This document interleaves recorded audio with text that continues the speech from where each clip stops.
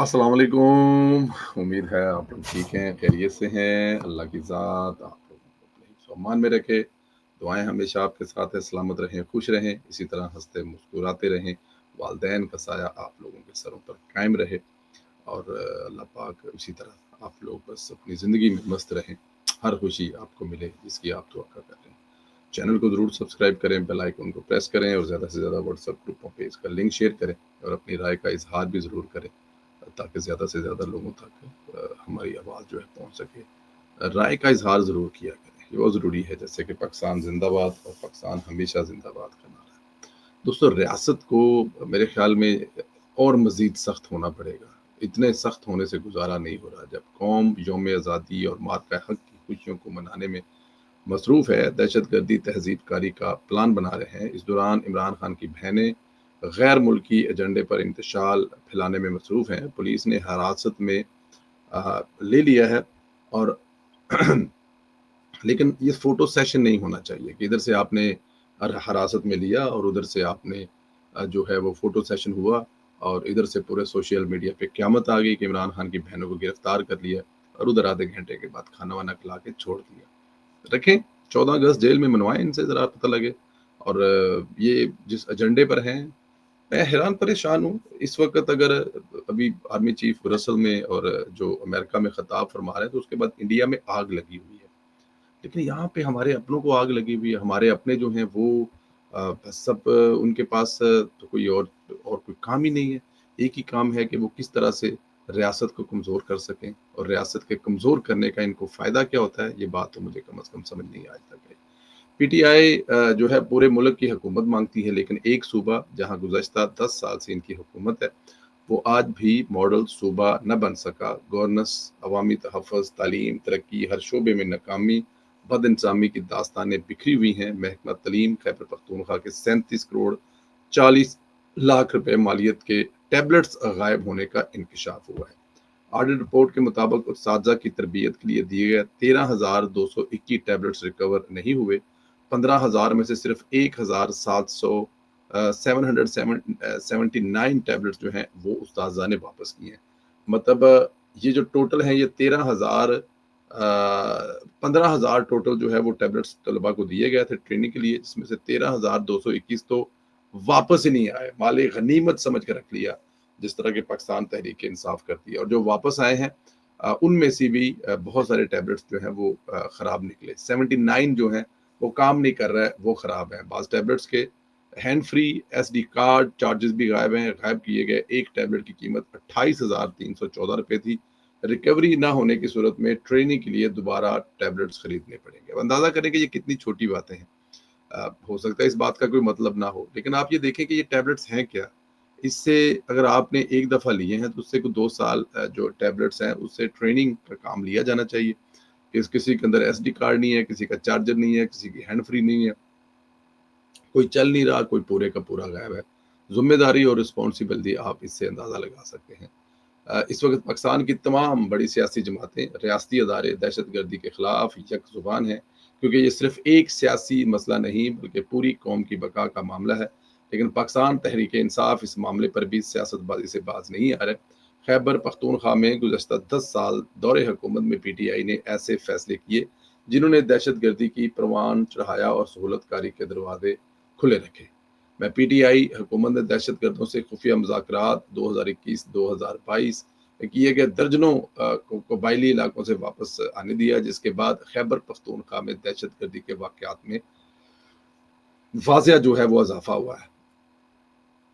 2 साल में उसके बाद जो 2 साल में दहशतगर्दी खैबर पख्तूनख्वा में यानी कि 2022 में 50 हमलों में 50% जो है वो रिकॉर्ड इज़ाफ़ा किया गया। दहशतगर्दों को खुली नकलो हरकत, मुकामी सतह पर पनाहगाहें, माली व लॉजिस्टिक मदद फराहम करने के वाक़यात रिपोर्ट हुए हैं। पीटीआई हुकूमत ने सूबे में दहशतगर्दी के खिलाफ बराह रास्त लड़ने के लिए सिर्फ 537 सीसीडी एहलकार तैनात किए, जो पूरे सूबे की सिक्योरिटी ज़रूरियात के मुकाबले में इंतहाई नाकाफ़ी है। यही किरदार पीटीआई बीएलए के खिलाफ रियासती कोशिशों पर अदा कर रही थी। अमेरिका ने ही बीएलए की दहशतगर्द तंजीम करार दिया।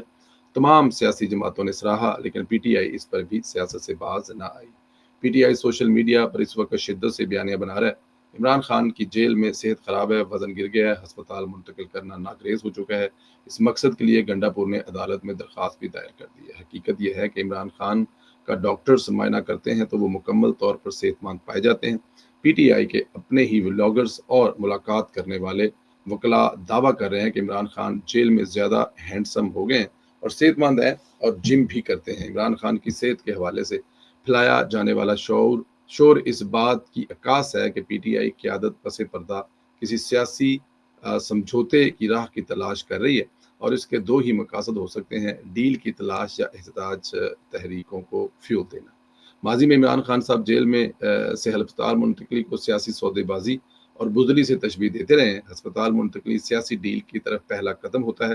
سوال یہ ہے کہ اگر عمران خان جیل سے ہسپتال منتقل ہونا چاہتے ہیں تو کیا سمجھا جائے کہ عمران خان صاحب ڈیل کرنے والے ہیں یا ڈیل کرنے کی کوشش کر رہے ہیں؟ ایسے میں خان جھکے گا نہیں۔ بیانیہ جو ہے اس کا بھی میرے خیال میں کوئی پتہ کرنا چاہیے کہ وہ بیانیہ کیا۔ پچھلے دنوں ایک کہا جا رہا تھا یہ کہ وکیلوں سے کہا عمران خان صاحب نے کہ میں اب مزید جیل میں نہیں رہ سکتا، مجھے جیل سے نکالو۔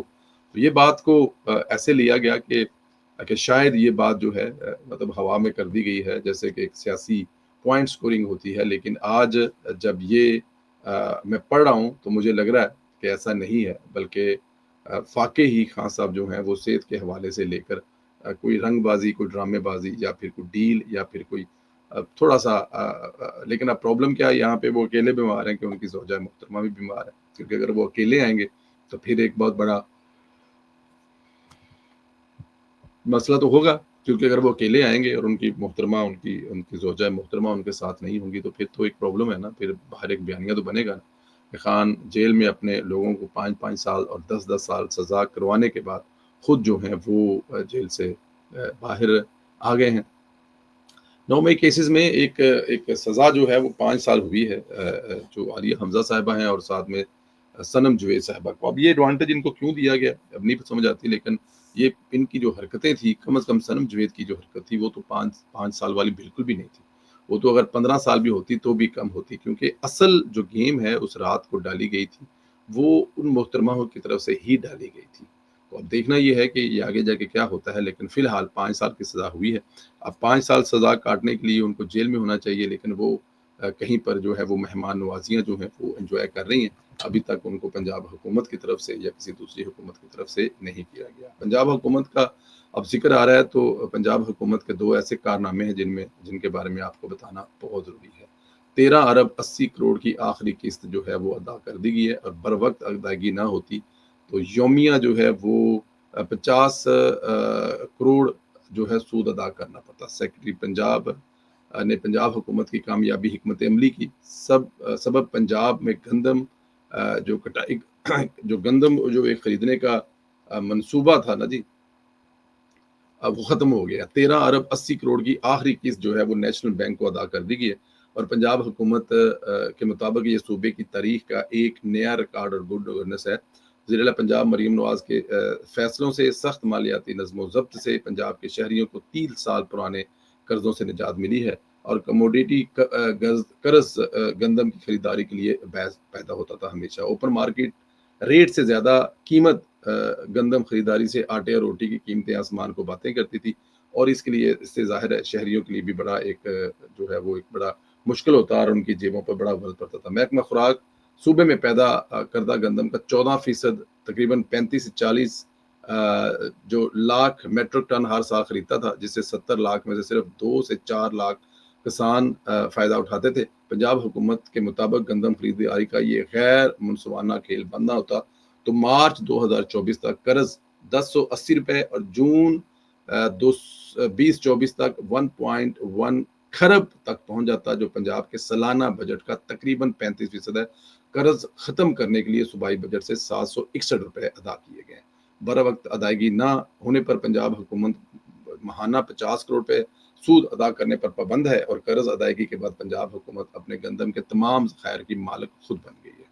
اس حوالے سے سیکرٹری پنجاب مجاہد شیر دل کا کہنا ہے کہ پنجاب کا 31 سال پرانا مقامی بینکوں کا قرض مکمل ختم ہے، اور 675 روپے کی واپسی سے خود مختاری بھی قائم ہو گئی ہے۔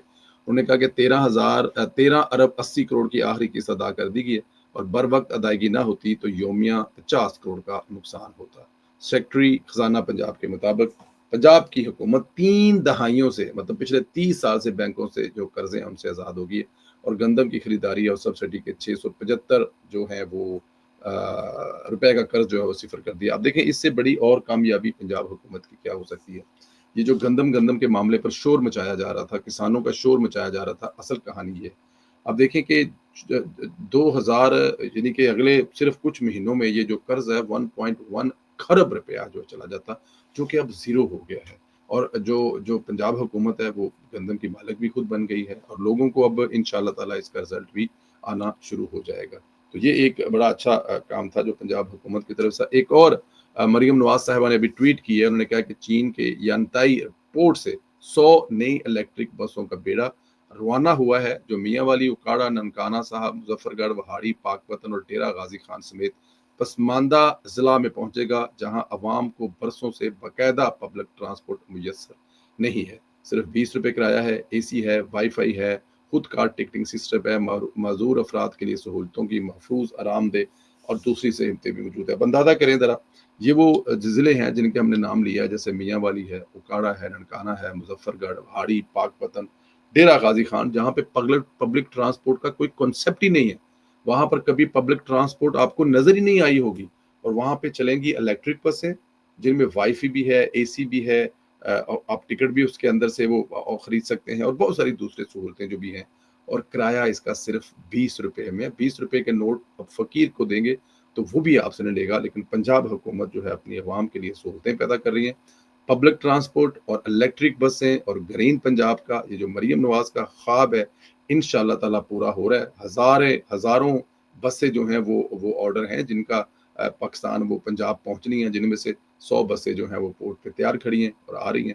میرے خیال میں مریم نواز کا یہ اپنے ان صوبے ان ضلع کے لوگوں کے لیے 14 اگست کا ایک جسے کہتے ہیں نا کہ تحفہ آپ کہہ سکتے ہیں، اور ایسے تحفے تو اب اپنی بیٹی جو ہے اپنے عوام کے ساتھ ہر دوسرے دن شیئر کر رہی ہیں، اس میں تو کوئی شک نہیں ہے۔ 14 اگست جو ہوگا کل، آج 13 اگست ہے، آج کی رات آپ کو پتہ ہے کہ کچھ انتشاریے جو ہیں وہ باہر نکلیں گے اور باہر نکل کے کوئی اس قسم کی گیم کرنے کی کوشش کریں گے۔ آپ نے بالکل بھی اسے نہیں ان سے جسے کہتے ہیں نا کہ اس کا کوئی فکر فاقہ نہیں کرنا۔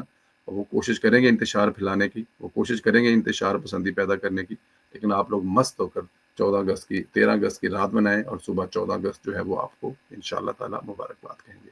سلامت رہیں، خوش رہیں، دعائیں ہمیشہ آپ کے ساتھ ہیں۔ اللہ پاک آپ لوگوں کو اپنے حفظ و امان میں رکھے۔ کمنٹس باکس میں پاکستان زندہ باد، ہمیشہ زندہ باد کا نعرہ لگانے مت بھولیے گا۔ خدا حافظ۔